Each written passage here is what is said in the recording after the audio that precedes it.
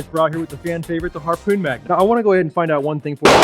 I've had these cartridges, there's 6 of them total, and they've been for a total of 7 days. I don't know how quickly or slowly, if at all, these lose pressure, but today's a great day to go ahead and check it out. Look at the ambient temperatures below 50 degrees. See, I'm like Rudolph the Red-Nosed Reindeer, foggy at the range. Cold, definitely colder environment, just like the hunting environment a lot of people use these in. It's going to be a good chance to go ahead and see if these held pressure and if the cold affects them like it does a smaller Defender 2 cartridges. Let's get right into it. Massive chunks of lead, 1,280 grains on the projectile weight. And this is probably, in my mind personally, the best physical setup for this Harpoon Magnum because of the way the barrels don't need an adapter, it's a slip fit straight into the barrel just like that.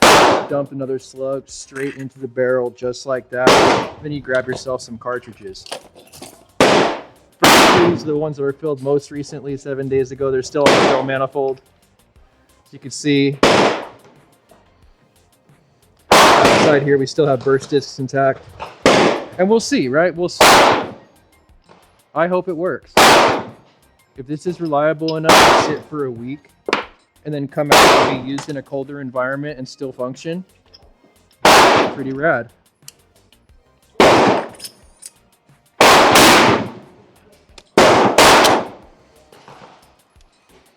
Okay.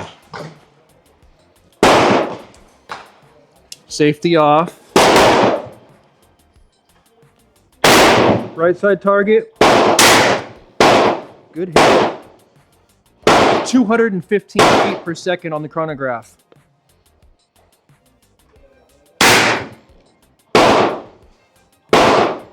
"225 feet on that shot. So we know about what velocity we're working at. I say we go ahead and load it back up and see if the give and take performs equally as well. Any other, you just pull the cartridges right out. And that's the thing I love about this. No adapters, no spinning on. Let's go ahead and make everything safe and continue this after.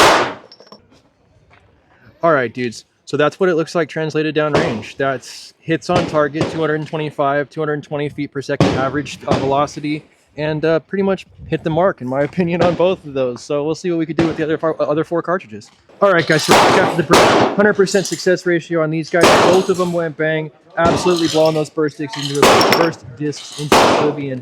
We got 4 more cartridges ready to rock and roll, still the same age. About 7 days ago, we went ahead and filled them up. Let's go ahead and get 2 more 1,280 grain cells loaded up. We are cocked. I can't overstress how easy this is. Easy, right? Easy. Cartridge goes in. Cartridge goes in. Cartridge closes. All right, cool. Everything is set up. Everything's ready to rock and roll. We'll hit the give 'em hell switch and fire. Oh! That's the most fun I've had with an air gun in some time. So if you guys like what you just saw, definitely do give it a like. That was fire. It's 215 feet per second recorded on the chronograph. 2 shots, rocked down range. Obviously, I had a good time doing it. So let's see if we'll go 3 for 3 on 3 successful volleys on a 7-day-old fill.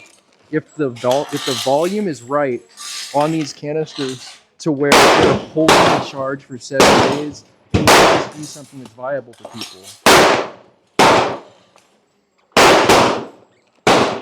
Wow, wow. 2 cartridges to go, that's good. Even in like freezing temperatures, they're still working. Still doing it. Alright. Right side target, I like the right side better.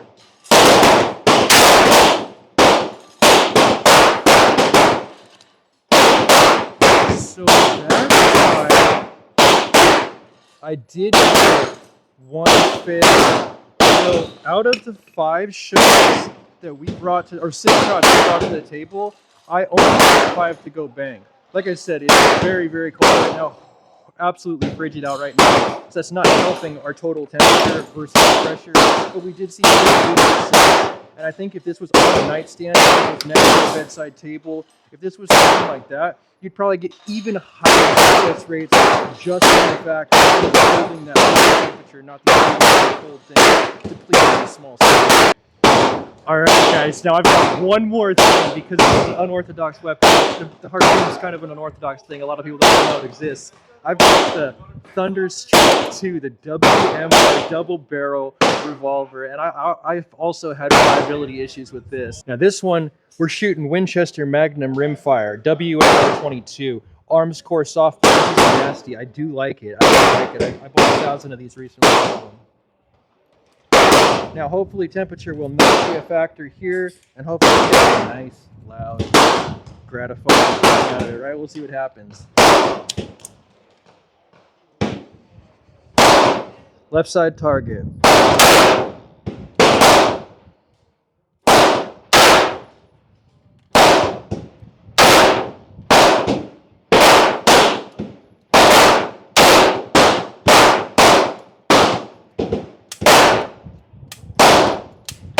Alright, so I don't know if they all went off or not. We'll see here in a moment, huh? I had one not go off with the rimfire. I'm not going to point it towards myself, I'm a jackass. But there's one that did get a link here and did not go off. So that's an interesting fact.